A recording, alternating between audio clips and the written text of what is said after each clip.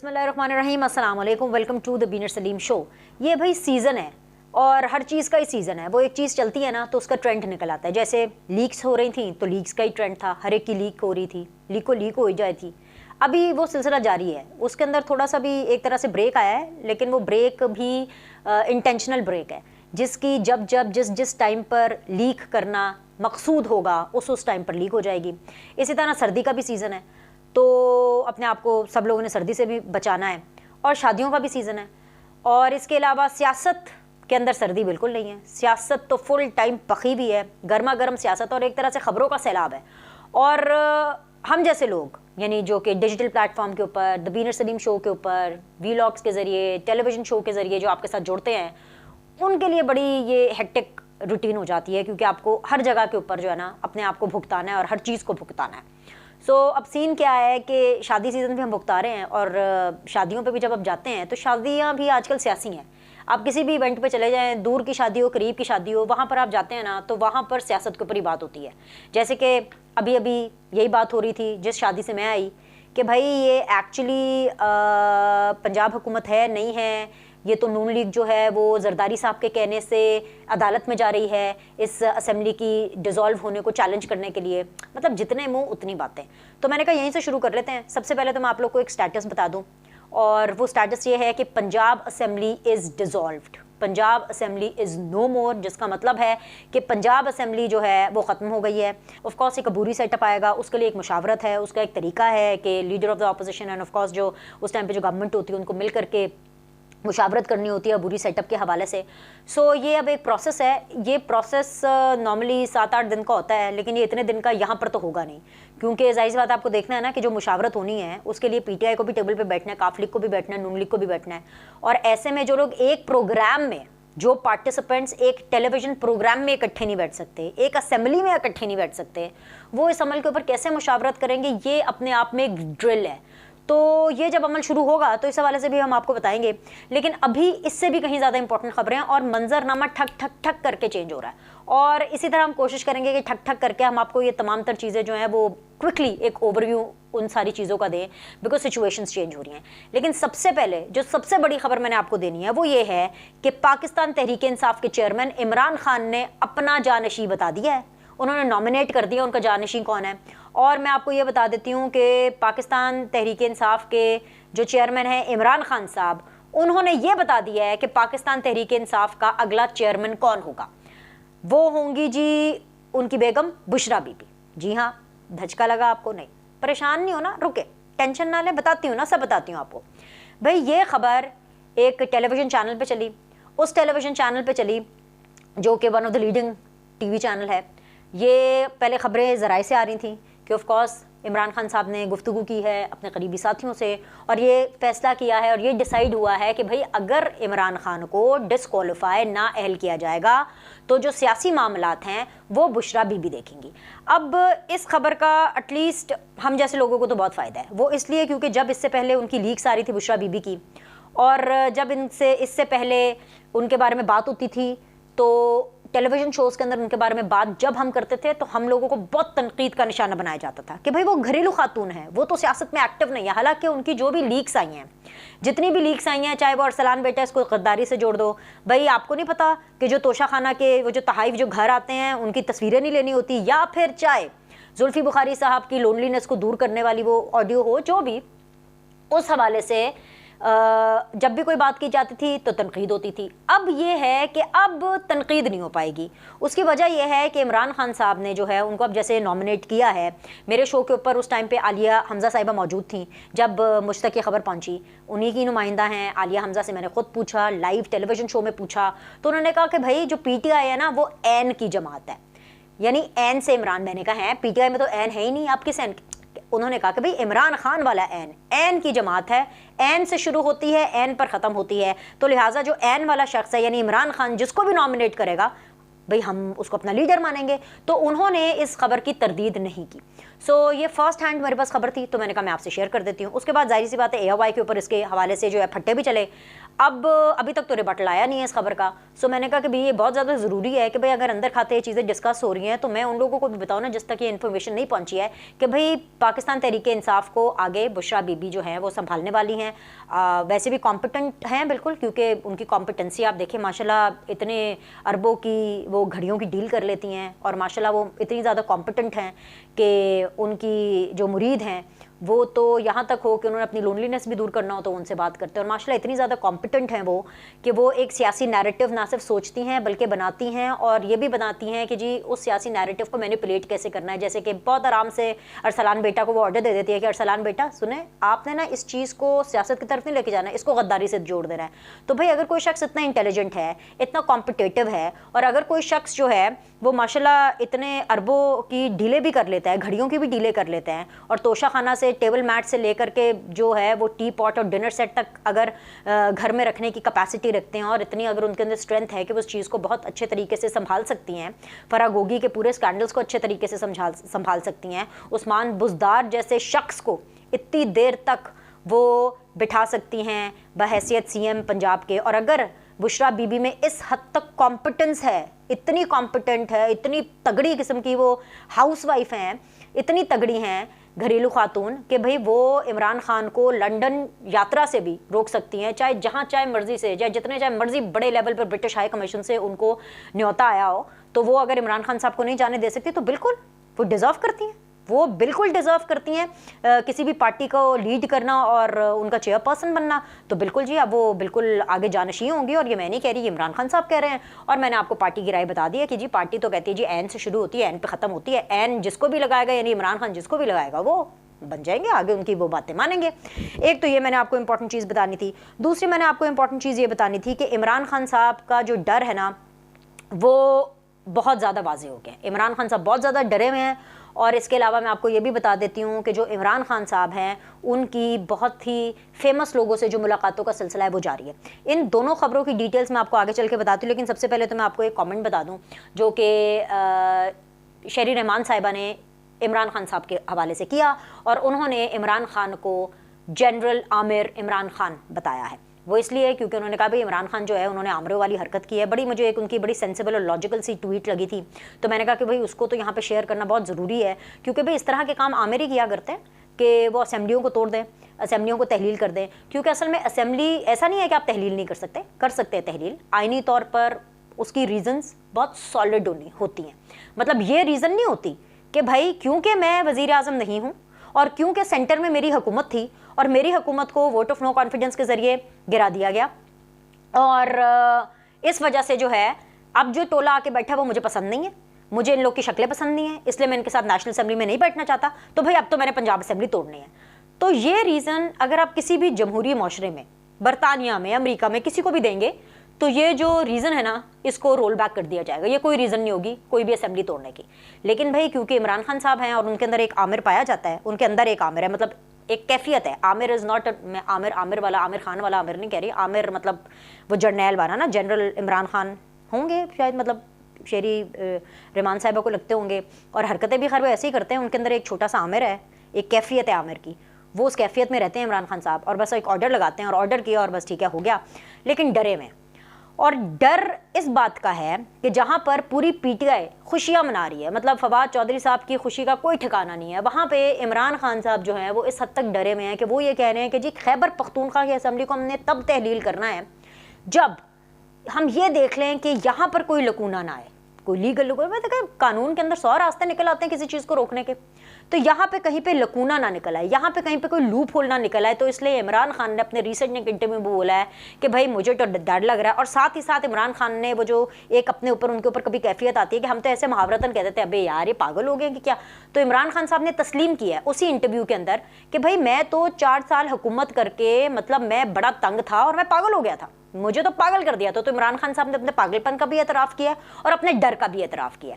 ये दोनों मैंने आपको बड़ी खबरें यहाँ पर पहुँचानी है, आपको यकीन नहीं आता, आप जाके टेलीविजन ऑन करें और आप उनका इंटरव्यू देख लीजिए, उसके अंदर वो बिल्कुल बता रहे हैं कि भाई जिस तरीके से अजाब था उनके ऊपर 4 साल हुकूमत करना, क्योंकि जाहिर बात है कभी यहाँ से डिमांड आती थी, कभी वहाँ से डिमांड आती थी, कभी यहाँ पे डेवलपमेंट फंड इसको ज़्यादा दे दिया तो दूसरे वाले परेशान होते थे, दूसरों को दे दिया तो पहले वाले परेशान होते थे, मैं तो पागल हो गया था। तो खुद ही इमरान खान साहब अपने पागलपन का एतराफ़ कर रहे हैं और साथ ही साथ अपने डर का भी एतराफ़ कर रहे हैं कि भाई अगर ये पंजाब के अंदर कोई लकूना ना आया ना, तो बस अगले हफ्ते इन्होंने खैबर पख्तूनख्वा की जो असेंबली है उसको तहलील कर देना। वहाँ पे महमूद खान साहब की सुन लें, वो माशाल्लाह स्टेज के ऊपर खड़े होके कहते हैं मैं हर एक को व्हाट्सएप करूँगा, है हर एक को मैं जो हूँ वो नोटिफिकेशन और वो जो अपनी जो एडवाइस है और जो भी उन्होंने भेजना है अपने गवर्नर को असेंबली तहलील करने के हवाले से, वो मैं खुद सबको व्हाट्सएप करूंगा।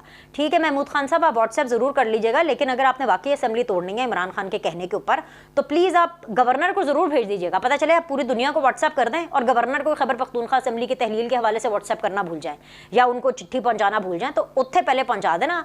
बाकियों को चाहे व्हाट्सएप करें या ना करें, आप लोगों की तो वैसे ही सोशल मीडिया टीम बड़ी ज़बरदस्त है और सोशल मीडिया के जो की वॉरियर्स हैं वो है ही सिर्फ पीटीआई के। तो आप अगर खुद नहीं भी व्हाट्सएप करेंगे तो वो हमें वैसे भी किसी ना किसी तरह मिल जानी है। मतलब ये खासियत है वैसे पाकिस्तान तहरीक इंसाफ की कि इनकी जो सोशल मीडिया है ना वो फर्स्ट क्लास है, मतलब कमाल है। इतनी कमाल है कि नून लीग भी अभी सोच रही है कि भाई वो अपना जो सोशल मीडिया के हवाले से किसी कंपनी को कॉन्ट्रैक्ट दे कि क्या करे। तो भाई नून लीग वालों के लिए एक छोटी सी एडवाइस है, क्योंकि सोशल मीडिया के हवाले से बात हो रही है, आपको किसी कंपनी को देने की ज़रूरत नहीं है। सबसे पहले अपने दिमाग के अंदर आप ये चीज़ लाएं कि सोशल मीडिया और जो मीडिया है उसकी बहुत ज़्यादा इंपॉर्टेंस होती है। और पहले आप अपने दिमाग के अंदर ज़रा ओल्ड स्कूल वाली जो चीज़ें हैं ना इसको ज़रा दूर करें, ज़रा अप टू डेट हों इस मामले में। आप इस मामले में अगर अप टू डेट होंगे ना, आपकी ऑटोमेटिकली जो सियासत है वो भी अप टू डेट हो जाएगी। शायद आपने जो गलतियां की हैं वो अगर आप अप टू डेटेड होकर के सियासत करेंगे और लेटेस्ट ट्रेंड्स के साथ अगर आप चलेंगे तो आई एम श्योर के आपसे गलतियां कम होंगी और आपको कामयाबियां ज़्यादा मिलेंगी। अच्छा, having said that Imran Khan साहब का जो मुलाकातों का सिलसिला है वो भी बहुत ज़्यादा जारी है और अभी रिसेंटली उन्होंने जो मुलाकात की है अपने सहाफ़ी बहन भाइयों से तो की है, मतलब भाइयों से की है। पता नहीं बीनर सलीम से उन्होंने कब मुलाकात करनी है।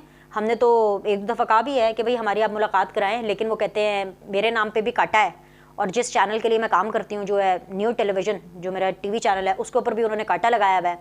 तो वो चैनल का नाम सुनते हैं, मेरा नाम सुनते हैं। मुझे तो बताया है पाकिस्तान तहरीक इंसाफ के उन लोगों ने जो कि मुलाकातें और इंटरव्यूज़ अरेंज कराते हैं, वो तो कहते हैं नहीं नहीं नहीं बीबी आपका नहीं, आपका नाम ही सामने जाता है वो ऊपर काटा लग जाता है, सॉरी नो काटा लगा दे। तो पता नहीं अब हमारे से उन्होंने कब मुलाकात करनी है या कब हमें इंटरव्यू देना है, उनकी मर्ज़ी है भाई। हम तो प्रोफेशनल्स हैं, हमारा तो काम है, हमने हर एक से मिलना है, हर एक से इंटरव्यू करना है, हर एक से मुलाकात करनी है। सो जब बुलाएंगे, जब हमें वक्त देंगे, हम बिल्कुल जाएंगे और खुले दिल के साथ जाएंगे और अपना काम करेंगे और प्रोफेशनली अपना काम करके वापस आएंगे।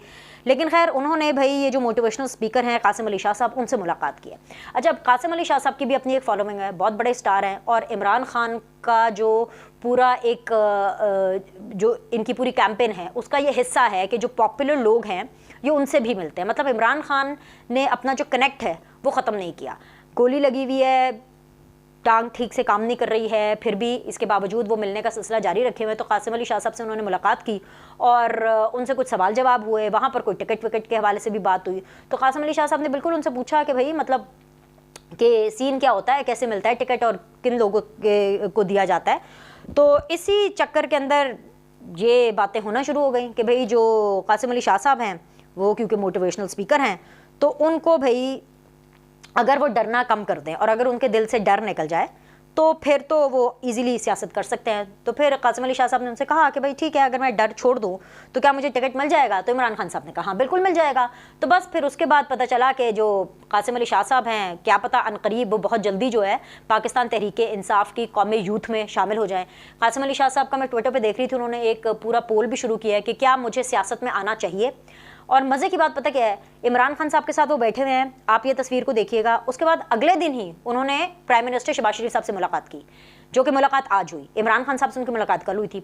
तो जो उन्होंने मुलाकात की इमरान खान साहब से, उसके अंदर उनकी बॉडी लैंग्वेज आप ज़रा देखें, वो ज़रा आगे होकर बैठे हुए हैं, ज़रा थोड़ी अर्जेंसी उनकी बॉडी लैंग्वेज में नज़र आ रही है, एक जोशो वलवला भी नज़र आ रहा है, या शायद वो तस्वीर एक ऐसी तरीके से ली हुई है।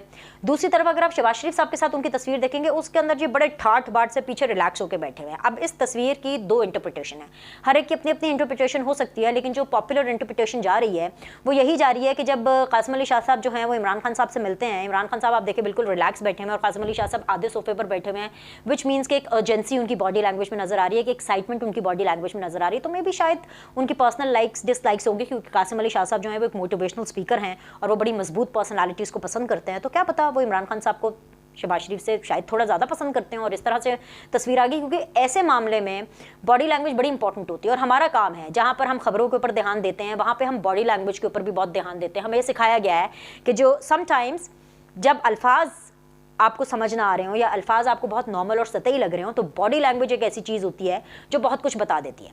और फिर अगले दिन जब हमने उनकी शहबाज शरीफ साहब के साथ तस्वीर देखी तो वहाँ पे उनकी बहुत रिलैक्स्ड बॉडी लैंग्वेज थी। वहाँ पे खैर टिकट विकट की बात नहीं हुई, लेकिन ये है कि कासिम अली शाह साहब के पास ऑप्शन है, और मेरे ख्याल से कि नून लीग के टिकट के ऊपर अगर कासिम अली शाह साहब चले जाएंगे तो ऑब्वियसली फ़ायदा ही होगा अवाम को, क्योंकि उनकी भी काफ़ी फॉलोइंग है, और इसलिए ज़्यादा फ़ायदा होगा क्योंकि पीटीआई के अंदर तो सारे ही मोटिवेशनल स्पीकर, मतलब पीटीआई के अंदर जितने बड़े मोटिवेशनल स्पीकर इमरान खान हैं उनसे बड़े तो कोई हो नहीं सकते ना। मतलब ये तो इमरान खान साहब खुद भी कहते हैं कि मेरे से बड़ा कोई मोटिवेशनल स्पीकर नहीं हो सकता, मुझे तो यूनिवर्सिटी वाले बुलाते हैं लेक्चर करने के लिए। तो नून लीग में जाएंगे क्योंकि वहाँ पे मोटिवेशनल स्पीकर्स की शायद कमी है, तो उनकी जगह ज़रा ज़्यादा बन जाएगी। लेकिन एनीवेज अगर कासिम अली शाह साहब कहीं से भी इलेक्शन लड़ें, उनको ऑल द वेरी बेस्ट, ये उनका अपना पर्सनल चॉइस है। मैं तो जमहूरियत में बिलीव करती हूँ, किसी भी पार्टी से इलेक्शन लड़ेंगे तो एक एसेट ही है पाकिस्तान का, ठीक है, अच्छी बात है, एक और ऑप्शन मिलेगा लोगों को, और एक पैरेलल करियर लेने का जो हक़ है वो हर एक के पास है। लेकिन अगले दिन ही जैसे जब शहबाज शरीफ साहब से उनके साथ उनकी मुलाकात हुई तो एटलीस्ट जो PMLN के लोग, जितने भी लोग जो कासिम अली शाह साहब को ट्रोल कर रहे थे, उनको मुँह की खानी पड़ी, क्योंकि उनको पता ही नहीं था कि शहबाज शरीफ साहब ने अबू धाबी का अपना दौरा ख़त्म करते ही जैसे ही लाहौर आना है, उन्होंने आते ही ठग करके जो है पार्टी मीटिंग के बाद जो मुलाकात है वो कासिम अली शाह साहब से कर लेनी है। तो नून लीग वाले जो है ना, उनके सितारों में आजकल गर्दिश है। लेकिन एक चीज़ है, और वो ये चीज़ है जो बड़ी ख़बर है, वो ये है कि भाई नवाज शरीफ ने तमाम पार्टी को टेंशन कर दिया है, stand up, attention, about turn, और भाई चलें निकलें और इलेक्शन के लिए आप पूरे तरीके से कमर कसें और पूरे तरीके से अब आप तैयारी कर लें। तो इसका मतलब ये है कि भाई अब एक एग्रेसिव सियासत होने वाली है। अब मैं उम्मीद करती हूँ कि बाकी एग्रेसिव सियासत नून लीग कर लेगी, क्योंकि नवाज शरीफ के ऑर्डर के बाद कि अब इलेक्शन की तैयारी करनी है, इलेक्शन में भरपूर शिरकत करनी है, और नवाज शरीफ साहब तो अभी वापस नहीं आ रहे हैं, मरीम नवाज साहब आएंगी और आकर के वो सबको टेंशन करेंगी। तो ऐसे में नून लीग जो है उन्होंने ये डिसाइड किया है कि वो इमरान खान की जितनी भी पोल है, क्योंकि अब इलेक्शन में जाना है ना, पंजाब से तो में तो इलेक्शन होना ही है, तो उसके अंदर वो अपनी कारकर्दगी बताएंगे और मवाजना करेंगे कि नून लीग की कारकर्दगी पंजाब में क्या थी और पीटीआई की कारकर्दगी पंजाब में क्या थी। और जाहिर सी बात है नून लीग के पास तो खैर शायद अपनी कारकर्दगी में पंजाब में माजी के एतबार से बहुत कुछ होगा बताने को, ऑरेंज लाइन है, सड़कें बनाए, हॉस्पिटल्स बनाए, पुल बनाए।